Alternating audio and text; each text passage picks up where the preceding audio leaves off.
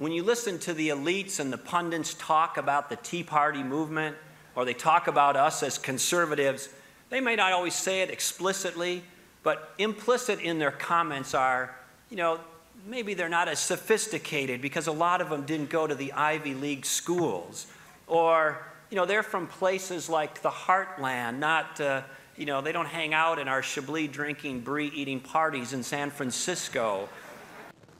Chablis and brie, I just love these lines. I mean, they get funnier and funnier. Democrats pointing out that they sell Chablis and brie at Walmart and right, Sam's even Club in Minnesota you can get these things. We're joined now by Todd Purdum, national editor of Vanity Fair and the author of the brand new book, co-author of the book, Vanity Fair's Presidential Profiles, which brief look at a lot of different presidencies, all of them. All 43 men who've held the office. And of course, we know Grover Cleveland was twice in office. Beat him profile. He didn't get 2 pages. He didn't get 2 pages. He got one portrait. Excellent. Well, we want to talk about that, but let's talk particularly about number 43, or actually number 44 in the presidential order, President Obama. It's been a rough go in these last couple of weeks. Do you get a sense that this is an administration that's kind of looking for a narrative, looking for a theme to kind of forge ahead? I guess so. I mean, for the moment, they seem to be remarkably steady as they go. I mean, we've seen a little bit of a diminution of the president's public appearance in the last week or so. They've had him out less than he had been before, but of course he's in Las Vegas today and campaigning as in Colorado last night. I think they're not as rattled as everyone is around them. And let's face it, they're not at 35% in the polls, which is, where George Bush was for a long part of the last part of his presidency. They're at 50% in the polls. People like him better than they like Congress, better than they like almost any other Democrat. I think maybe any other Democrat. So this White House, all through the campaign, is a team of people that doesn't seem to get too upset, even if everyone else's hair is on fire. And, every morning on television and every evening, there's calls for staff shakeup and calls.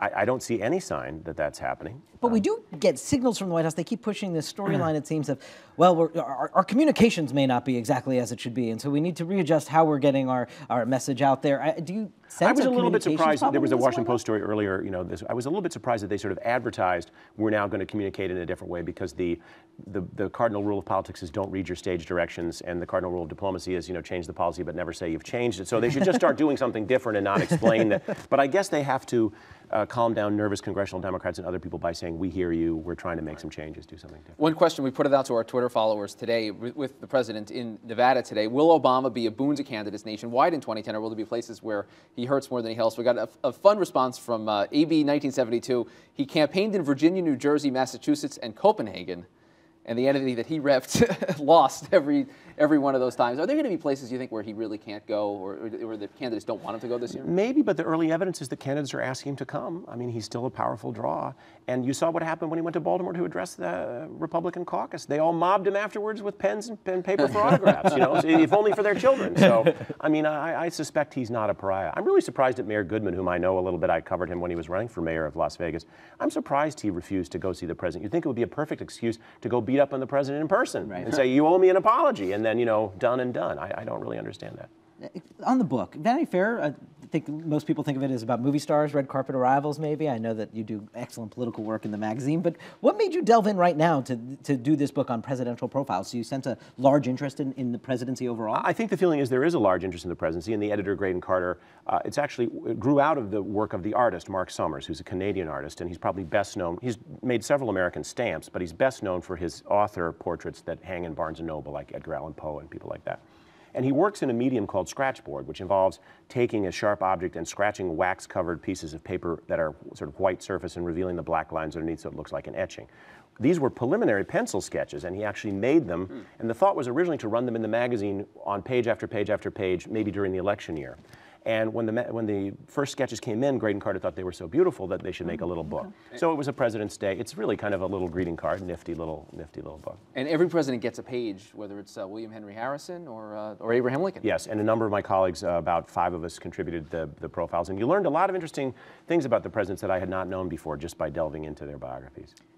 In our last 30 seconds here, you've covered Washington a long time, Todd, and this week started out with Evan Bayh announcing his retirement and blamed sort of that Washington was broken in some way. Do you think it's any more broken than you've seen it in the past? Oh, I think it's profoundly broken, and I don't think anyone has any idea what to do about it, including Senator Bayh, who didn't try to stay and fight and change it. He just said it was, interestingly, one of the things he didn't rule out becoming is a lobbyist. So I think it's pretty broken. Wow, indeed. Once again, Todd Purdum. The book is Presidential Profiles. Excellent. Thank you for being with us. Thanks for having me. Thank you for being with us. Be sure to tune in on Sunday to This Week. Governors Arnold Schwarzenegger and Ed Rendell will be Terry Moran's guests this Sunday. Be sure to tune in for that. That does it for this edition of Top Line. Be sure to click us on again on Monday. Twitter.com/no. Good. Those guys don't never make any news. Rendell Schwarzenegger and Rendell. Nothing on their No, mind. they're very quiet.